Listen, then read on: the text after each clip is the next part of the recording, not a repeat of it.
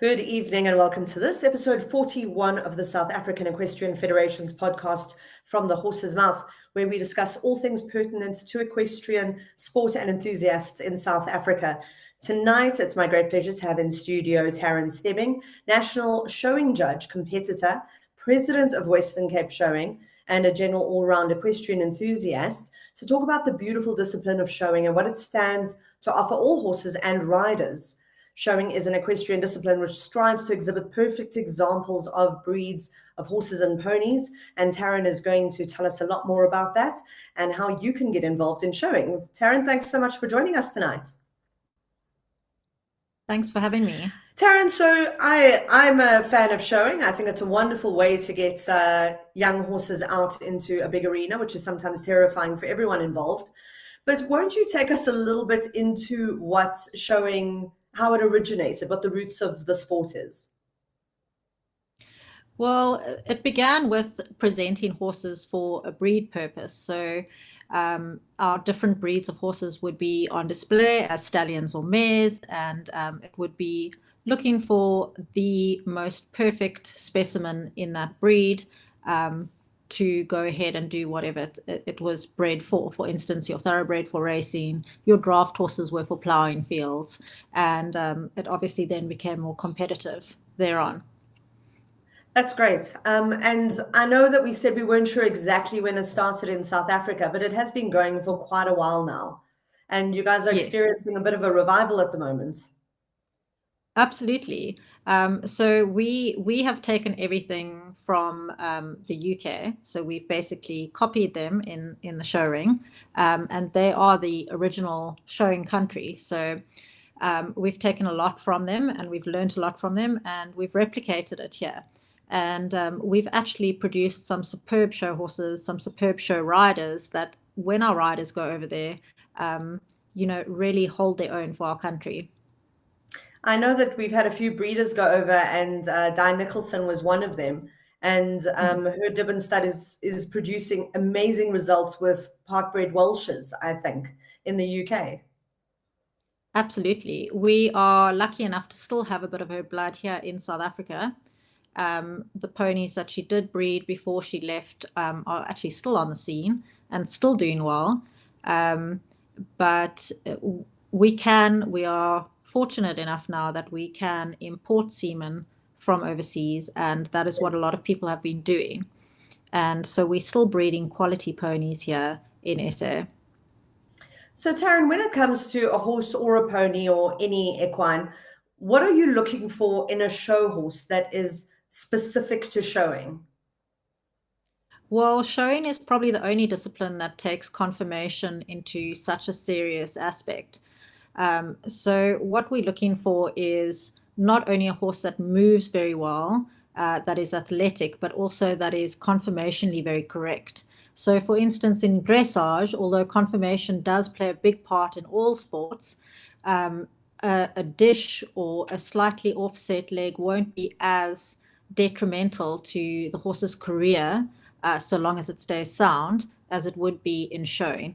Showing, you're looking for perfection. And although that is unattainable, we are trying to reach as close to perfection as can be. So a horse with a good conformation, that's sound of mind, that moves well, and that is very rideable and trainable. It's got to tick all those boxes. And I think it's an interesting concept, Taryn, that we sometimes discount conformation with horses when it can affect how they move and certainly the longevity of horses. And that would speak to showings like ultimate ethos, I suppose, to produce the perfect horse. Absolutely. However, we have been proved wrong. You get horses that have had fantastic careers and who are not conformationally correct, but in showing it certainly does play a big role. Yeah, horses, I think, exist purely just to prove us wrong. That's what it feels like a lot of the Absolutely. time, I think. So the next thing that I want to ask you about is that there's all these different classes in showing, which really cater to each specific type of horse that people might have. Would you take us through those briefly? So we've got an array of different classes, and that's why people don't really have an excuse not to bring their young horse to showing, because we have something which really caters to everybody.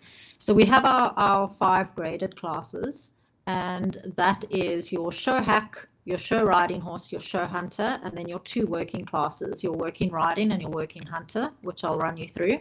And then we have our ungraded classes, for instance, your South African essay riding classes, and that will cater to breeds which are not necessarily going to be recognized in the graded classes, and it's more breed specific.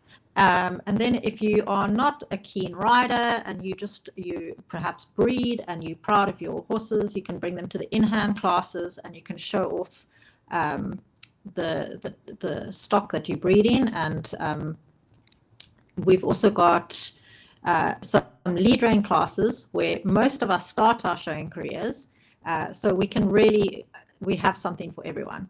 But our graded classes are what we focus on mainly, and your show hack, your show riding, and your show hunter, those classes are all done in a group together, where horses will be judged on their manners as a group in a go-around. They'll be asked to do an individual test in which their schooling will be evaluated. And then depending on what level they are, they will also be judged by, the judge will actually ride them and assess their schooling. And then the next phase would be their confirmation, which would be scrutinized as well as their movement. That, like I said, depends on what grade you're in. The open horses are ridden. We don't ride open ponies, but juniors and adults horses are ridden at our bigger shows. And then our working classes, we have working riding, which is really to showcase how useful a horse can be and its trainability. And we base it on what practical obstacles it would have to overcome in real life. So for instance, opening a gate, walking over a bridge, weaving through trees, which we will simulate in the arena. And so it's a very practical nature. And that should be the horse we all want to run, I'm sure. Absolutely. That it must be safe, it must be sound of mind. Confirmation is important, but small blemishes it's not going to hamper its results. So we have that, and then we've got the working hunter where you need to jump, and this is what normally excites people who are not necessarily drawn to showing. It's a jumping course, and again, depending on your grade, the height is dependent. So it will go up to 1 meter here in South Africa, where in the UK it actually goes up to 120, if I'm not mistaken. And you'll jump a rustic course of 8 to 10 jumps. And they also need to be of a practical nature, something that you would jump if you're out in the field, a lot like cross-country events. And so we get a lot of eventers coming and doing it very well. And that is a great class to watch. And like I said, it gets a lot of people interested who were not necessarily interested in the sport before. No. Taryn, can you describe to us briefly what your ideal show hack type of horse would be? So the show hack is ideally a smaller horse, 15.3 or under. It needs to have a very elegant head and a little bit lighter in bone. It needs to be a classy type of horse, so one that moves beautifully. I would like to describe it as a ladies' ride. So where the hack comes from is when the gentlemen used to ride through the parks, and they used to be on these beautiful horses, and the beauty of the horse was part of the peacocking that they did in the park, and they would come along on their horse and charm the ladies. And so the horse must be able to behave very and charm the importantly. lady. I mean, that's a Absolutely, charm the judges. So your hack, beauty is a big part, elegance and movement. And then you've got, so your show hacks would be your lighter, very pretty kind of horses. And then before we discuss show riding, because as far as I understand, show riding is a pretty new, a newer category. You then had your show hunters originally, juxtaposed Yes. against the show hacks. So show hacks being your lighter type of horse, like your Anglo-Arabs and your thoroughbreds do very well in a show hack. Your warm bloods, your cobs, your heavier type horses do very well in the show hunter. So show hunter, we're looking for something with a lot more bone, a little bit more workmanlike, but still very classy, and something that can gallop. We are looking for something that can really move on if we ask it to, but that has the manners to come back and stand when asked to. So a big part of your show hunter would be the gallop, and the horse must be well behaved after the gallop too. So we don't want something that's going to hot up and not be rideable. And this is directly from horses that would go hunting, and often and still to this day, they will have horses that just hunt, and you can go and hire them, and you can be a complete novice, and these horses must just be able to look after you. And that's why manners, there's such a big emphasis on manners in this class. And then obviously to meet between these very light, beautiful, pretty horses and your more handsome, heavy horses, there are the show riding classes in the middle. Yes.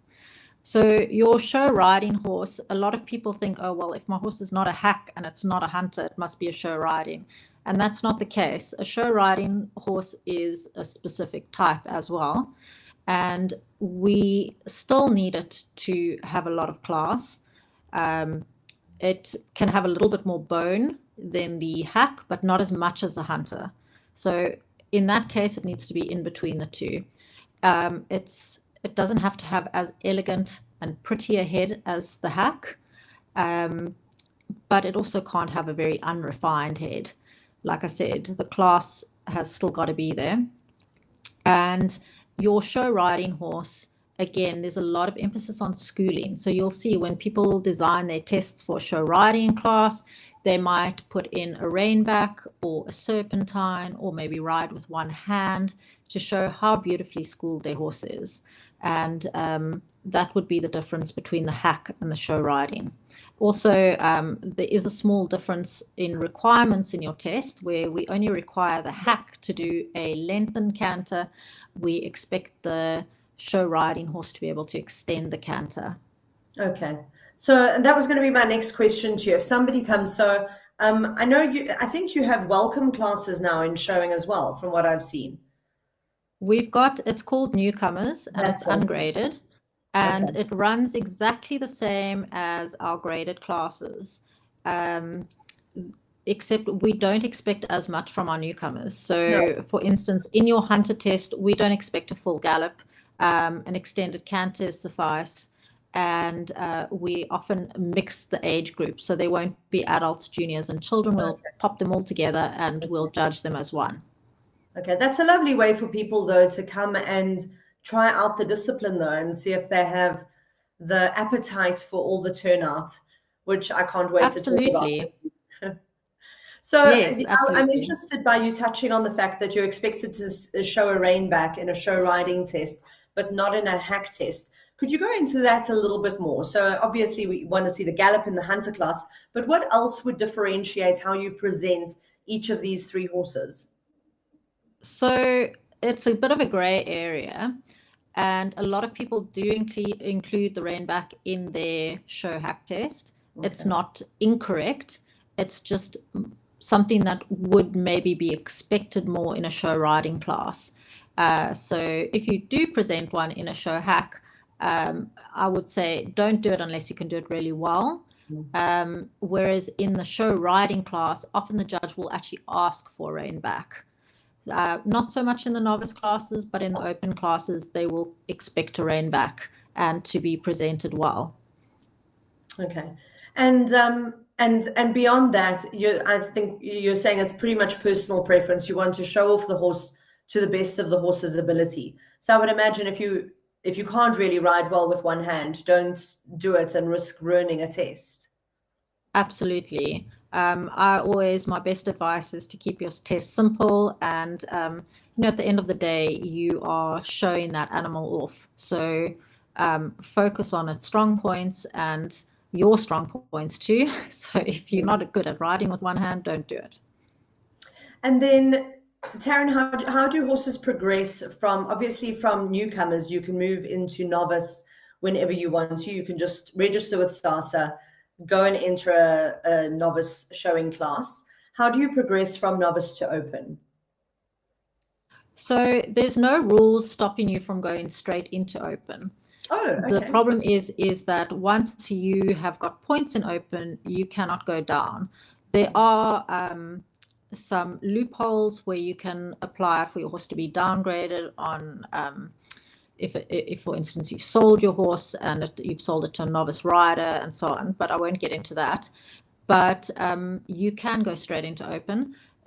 For me, it really depends on the horse that I'm riding, whether I will keep it in novice or go. I mean, I've had horses where we've just skipped novice completely. There's others that have stayed in novice for quite a long time because they're less mature, or perhaps they're a little bit nervous with the go around.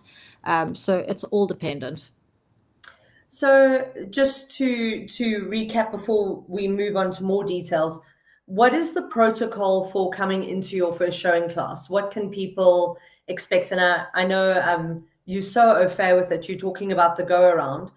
What happens from the moment you get on your horse and go into the arena? What is the process flow for the class? Okay, so when you enter a graded showing class, and I'm saying graded because it does differ with your SA riding classes, but we're going to focus on the graded here. You'll always go on the right rein, and you can either walk or trot in, but once the class is under judges' orders and he or she is acknowledging all the riders in the class, you would be expected to walk on the right rein. And that is done in a group, so 10, 20 horses. You can have up to 20 horses in a class, walking together on the right rein on judges' commands. They will trot on and then canter, change the rein, which they are expected to do through the center of the arena past the judge. And whichever horse is asked to change the rein, the rest of the class will follow automatically. After which the judge will, up to them, pick their preference of horses and place them in the lineup. Often case, they will just line everyone up in any order, especially if it's a very small class. But for the bigger classes, we do like to line them up in order of preference because it just keeps things in perspective as to what you've seen in the go-around compared to what they've done in their free test.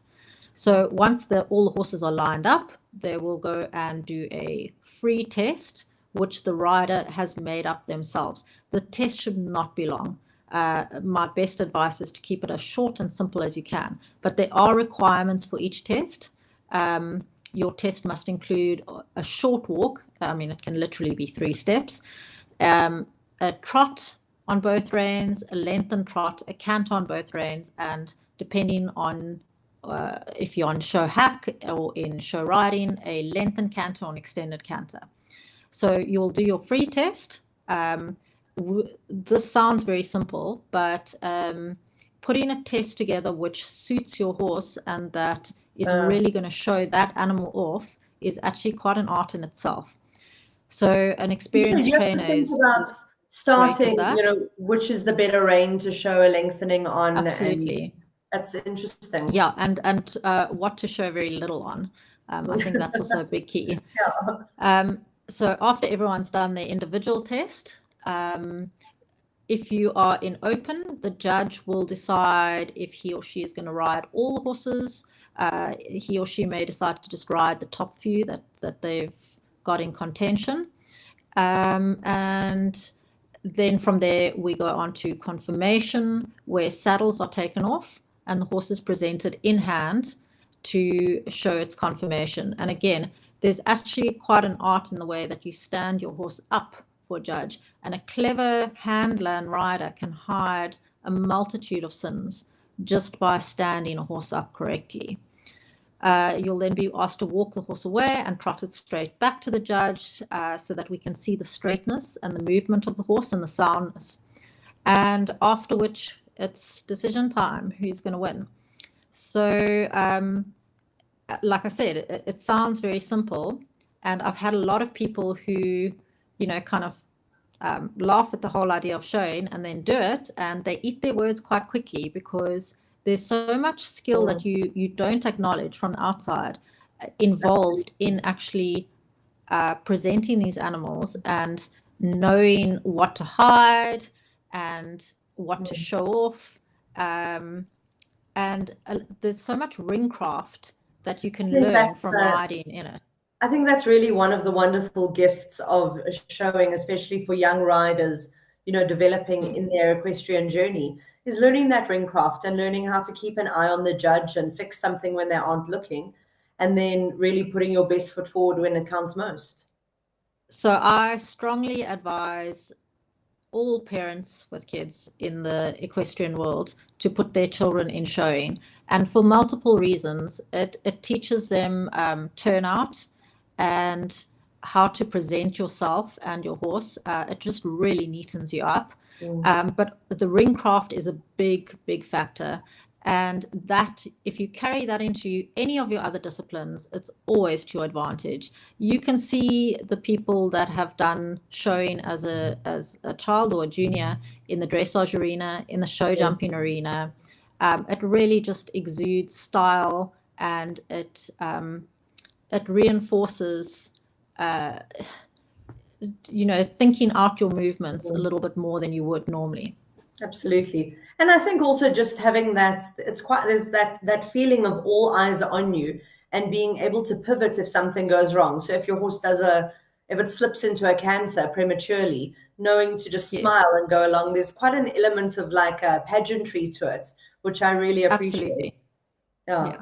I think that's fantastic. Taryn, can you give us some of your top tricks for standing a horse up in hand for people who are listening? So just one or two things that they should keep an eye out for. So the important thing is when you present your horse to the judge will walk around your horse. They want to see your horse from the front, from each side and from the back.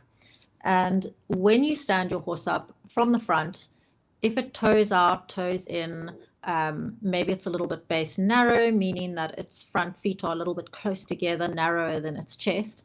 Make sure that you stand it correctly so that the judge doesn't see those flaws. And by that, I mean, if it does toe out, try and get it to stand in a way that you can't see it. Very obvious.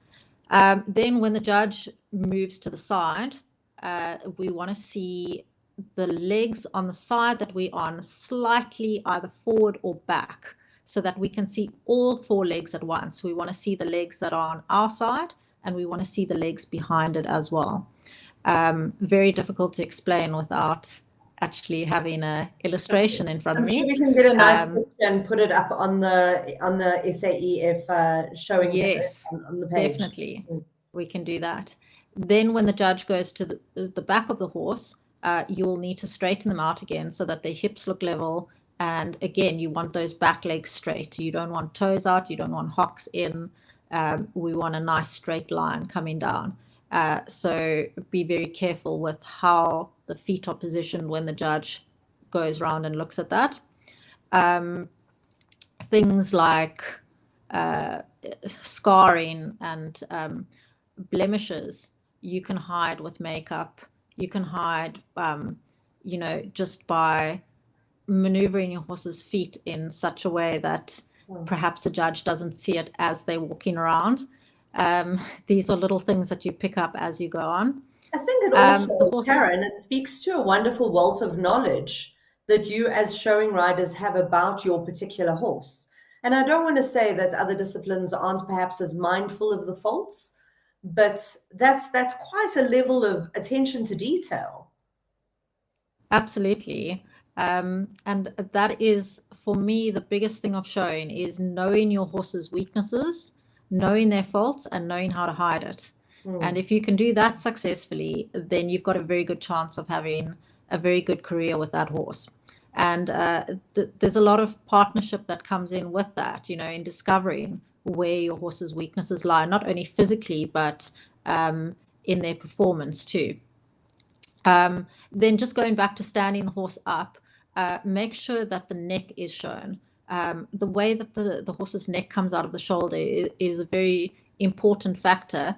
And so often, we neglect to actually have them standing with their head out correctly, their neck slightly arched or stretched out. And you can make a horse with a very nicely set neck look quite awful if you don't have it straight and presented correctly.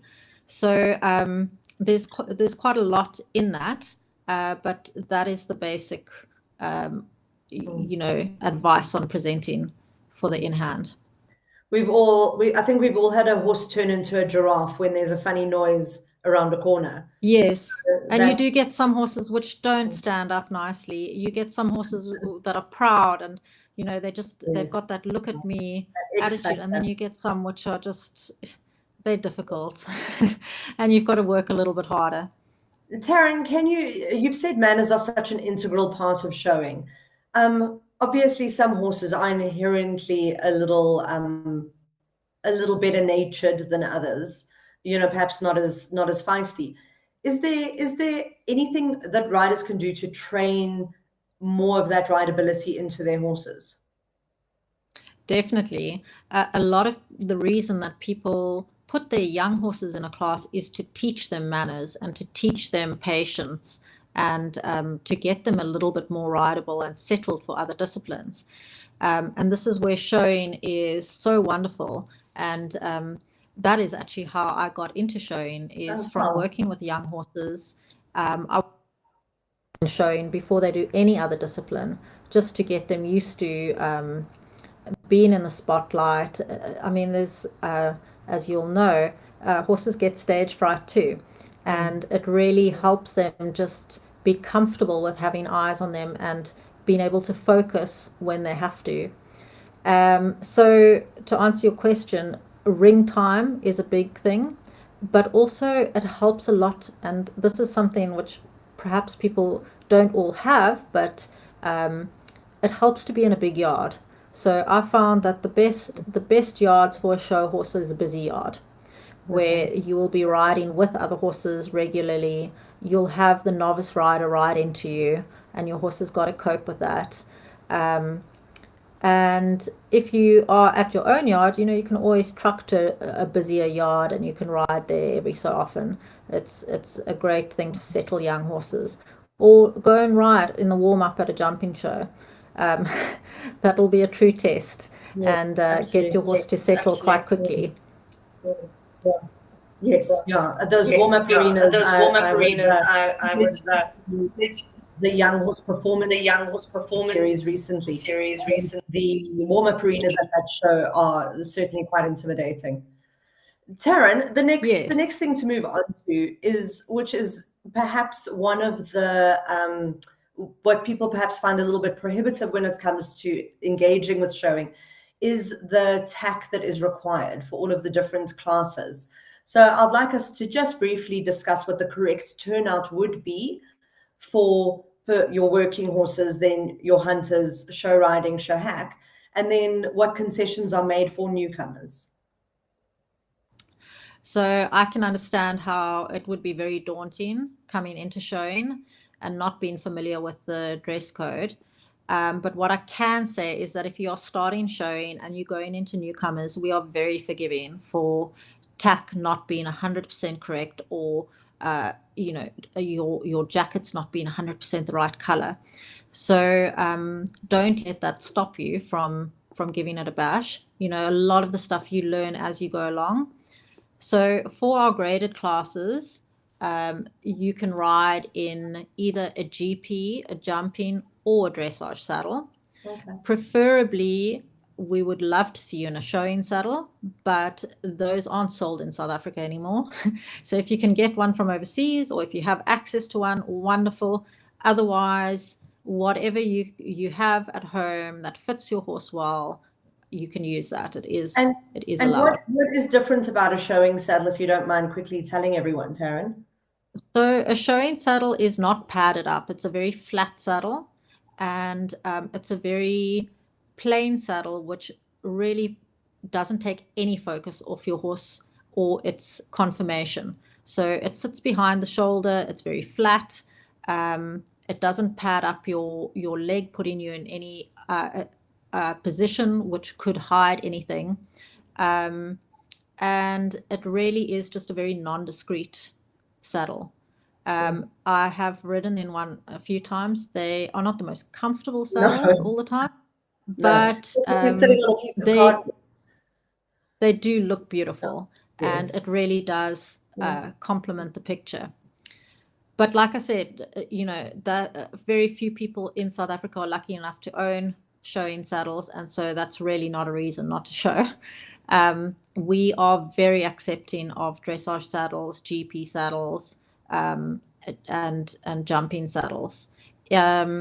A lot of judges would prefer a GP saddle over a dressage saddle, just because a dressage saddle puts you in a little bit of a straight leg and a bit of a dressage position, if you like, where your GP and your jumping give you a bit of a softer physique, more like the showing saddle. But that really is, it depends on your judge. Then when it comes to bridles, it depends on the showing classes, or the working classes. Our working classes now, we've had a recent rule change where you are allowed to, for your working hunter, you can use anything that is legal in the show jumping. Which means bits. You can use your grackle nose bands. You can use a crank. Anything that is allowed in the show jumping is allowed in our working hunter. That said, no bright colors. So again, we want the emphasis to be on the horse. So boots must be of a conservative color. Your tack, rather without the orange bomber bits. Cheek pieces, if everything is plain, it's preferred. And then your numnahs, never a square numnah for showing. Even under the show jumping rules, we always expect you to have either a shaped numnah or just a sheepskin underneath, a bartle. Nice. And this is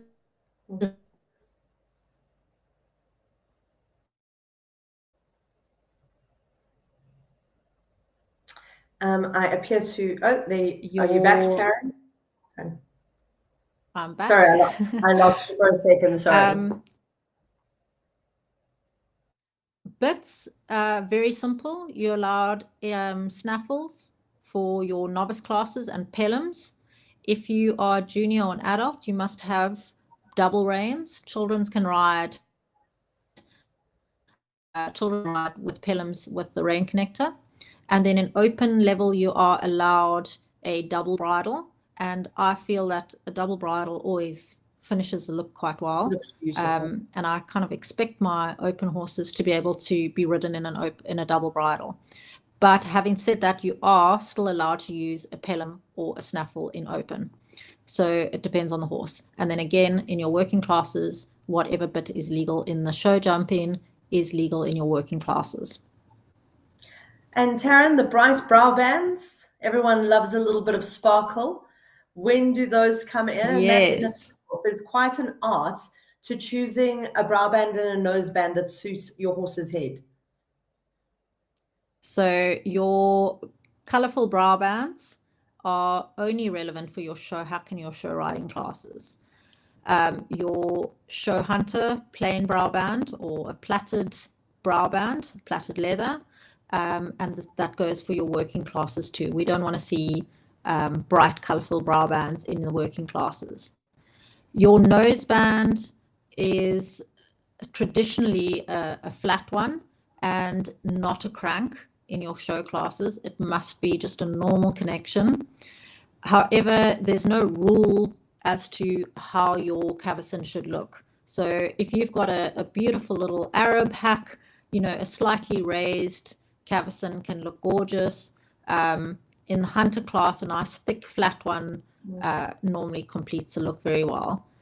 And then with regards to riders wear, we wear beige breeches, not white. I think we're the only discipline that wears beige. Yes. Long boots or short boots with a neat pair of gaiters. And jackets traditionally should be tweed. The only class that we don't use tweed for is your show hack class. Otherwise, your show riding, your show hunter, your working hunter, and your working riding should all be done in tweed. A lot of people don't have tweed. It's not the end of the world. You're not going to be eliminated for coming in a plain jacket. But if you are serious about the sport, a tweed jacket is a good investment. I suppose it comes down to that if you're in the final two of something, it's just that last bit, like I say, of pageantry that really does complete that beautiful look. It makes a big difference. And although it's not going to hamper your performance, it really is going to help with the overall appearance. Taryn, any personal preferences on color coding brow bands to horses' colors? I always find it interesting how strongly people feel about this. So I think it's it's a personal thing. The one thing that I can say is if you've got a horse with a light face or a big blaze, I wouldn't go for any light colors. It really doesn't pop. I've seen it over and over again.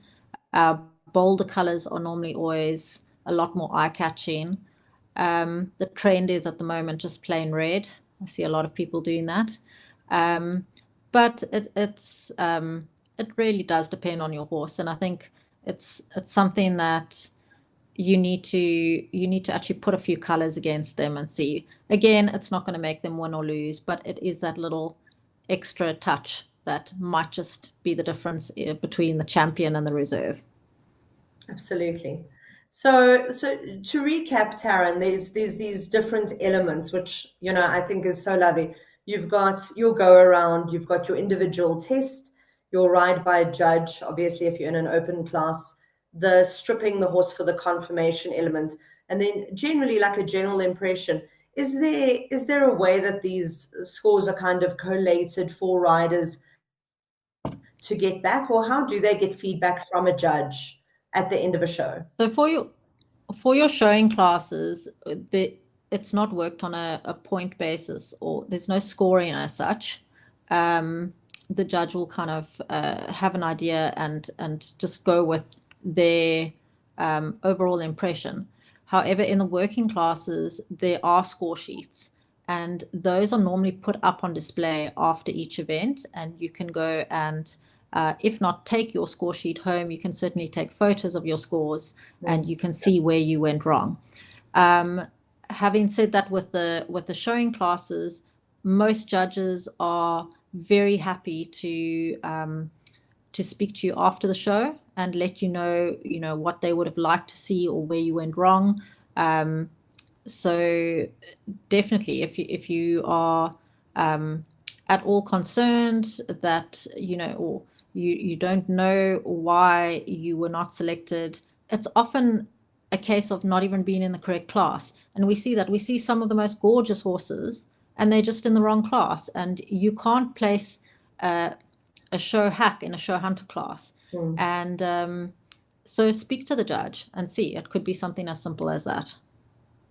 And then, Taryn, we've spoken now extensively about the SASA classes. You mentioned the essay riding classes. Is that correct? Yes. So we call those our breed classes, and those are our most traditional South African classes, and they are open to our horses which would not normally be recognized in our graded classes. For instance, your Frisians, your draft horses, your more traditional boerpats, those horses really shine in our essay riding. And the lovely thing with essay riding is you present the horse as would traditionally be presented. So a lot of our horses, traditionally their manes weren't plaited and they've got these long manes. We welcome that in the essay riding class. And it's a lot less daunting for some people because You don't do a free test as such. Okay. It's a lot simpler. Okay. I think that's a really There's no lovely opportunity to it compare is. apples and apples, you know. Yes. It makes it more accessible for everybody. And it's often a very exciting class to watch because you've got an array of breeds all in together. Yeah. And it's often down to judges' preference to their preferred breed.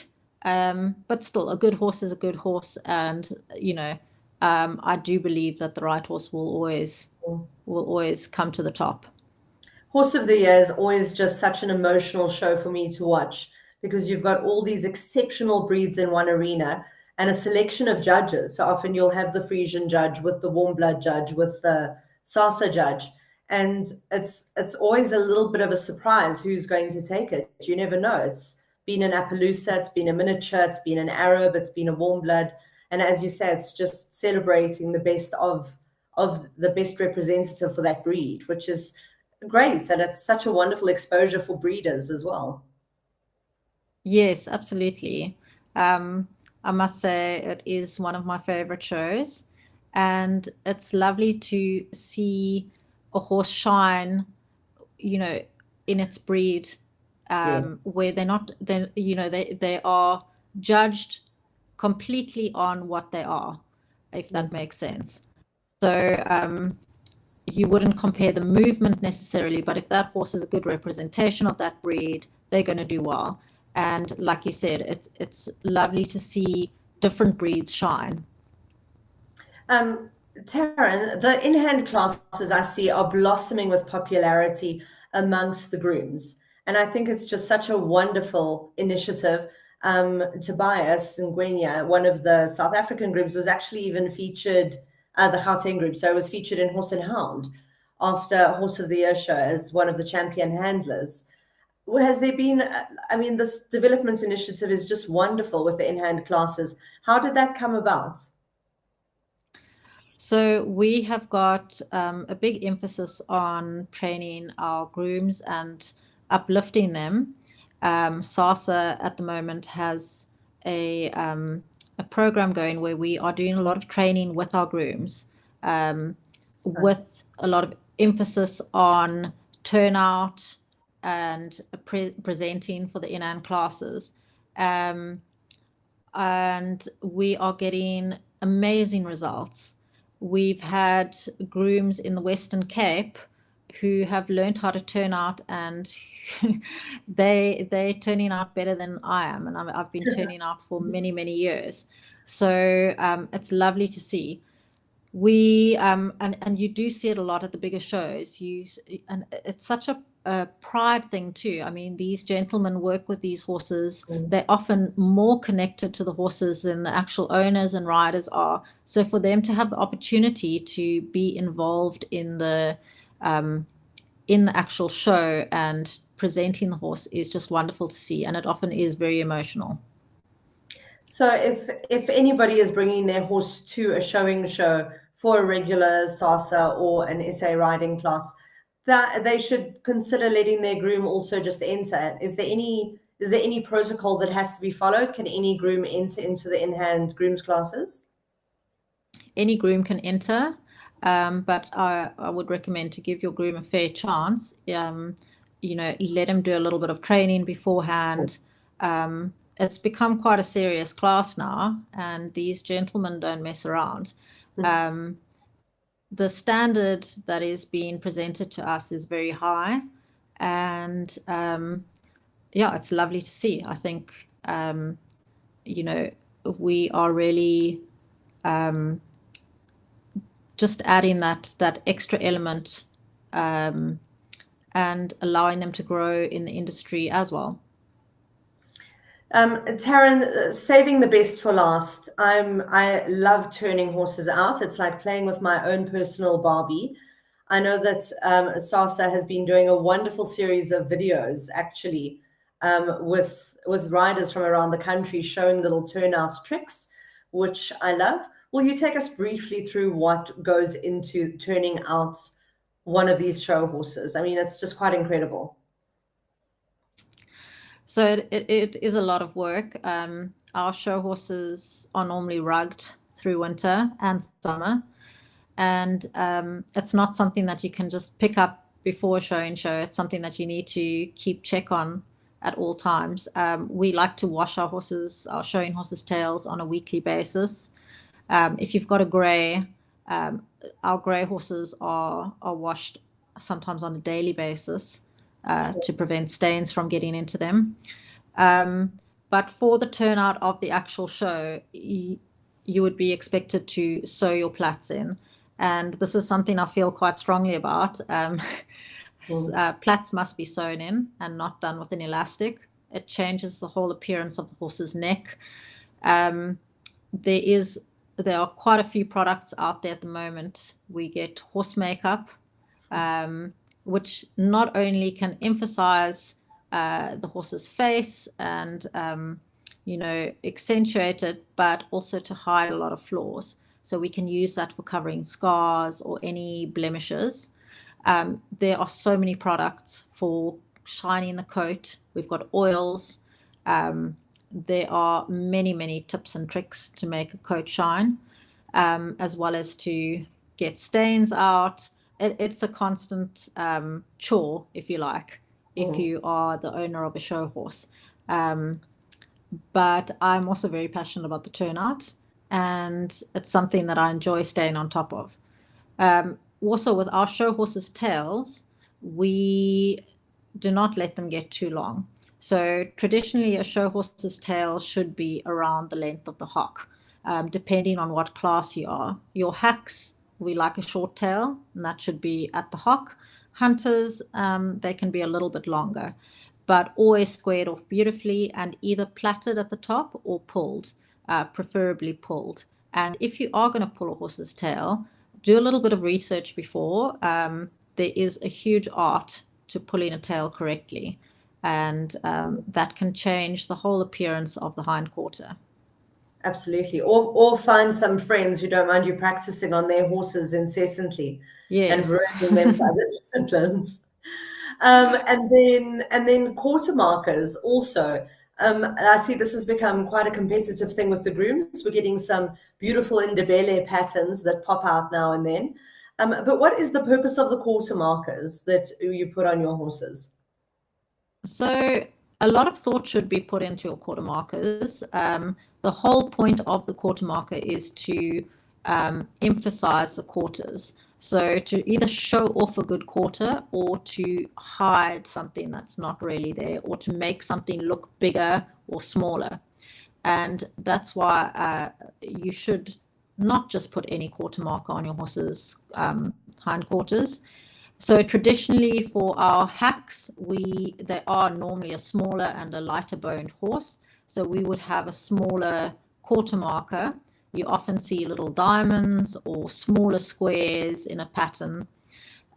Whereas for your hunters, our larger boned horses, something like 2 or 3 stripes over the bum, just to emphasize the size.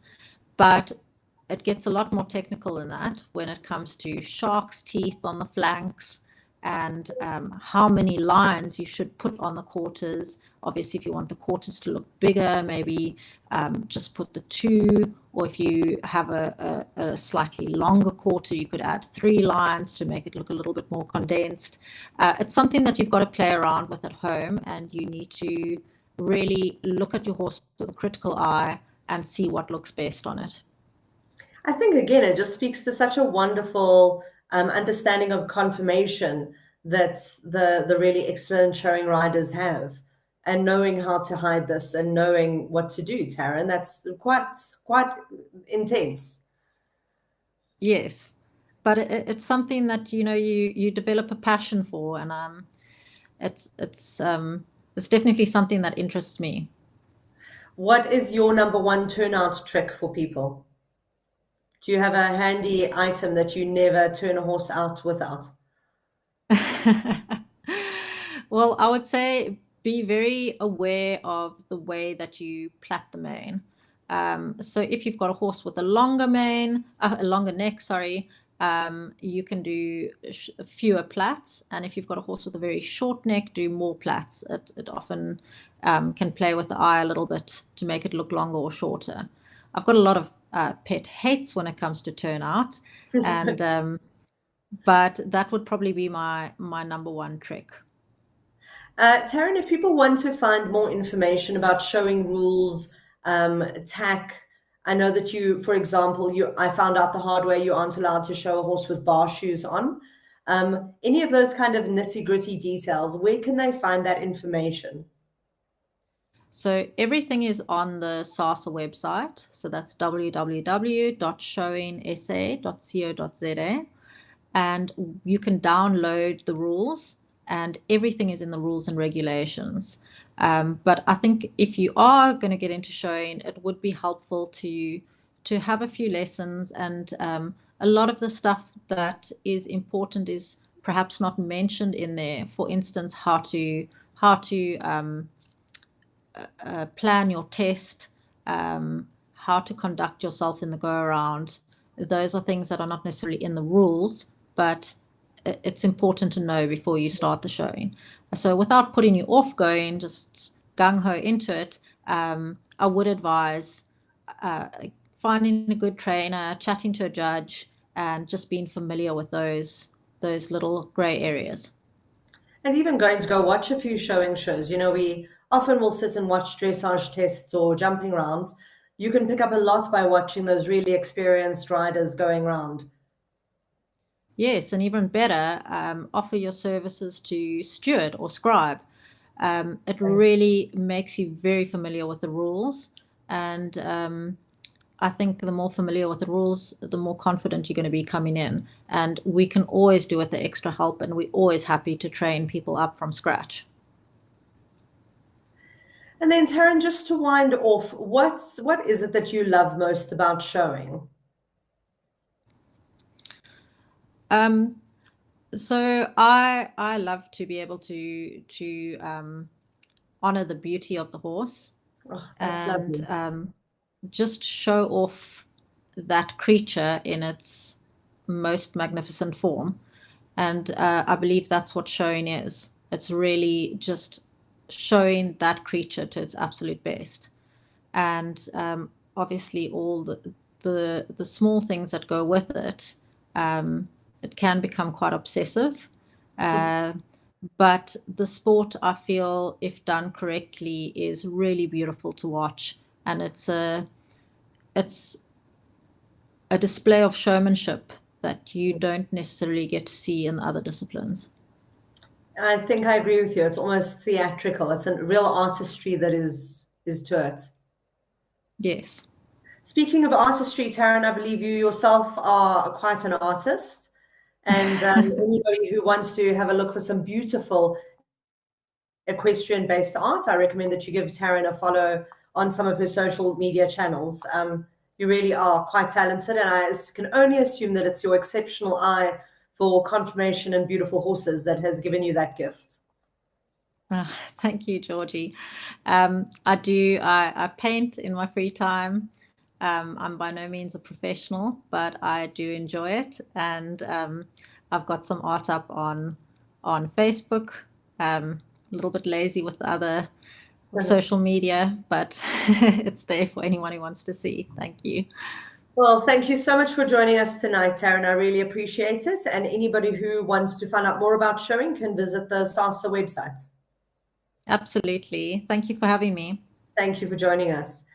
If you've just dialed in, I've been speaking to Western Cape Showing President, Judge, Rider, Trainer Taryn Stebbing about the wonderful sport of equestrian showing in South Africa and everything that goes into it, the wonderful little nitty-gritty details and what it stands to offer both horses and riders in their equestrian career. So please have a look over at the SASA website. That is Taryn, correct me, it's sashowing.co.za. It's www.showingsa.co.za. Thank you so much. And don't forget to join us again next week here for the SAEF podcast from the horse's mouth.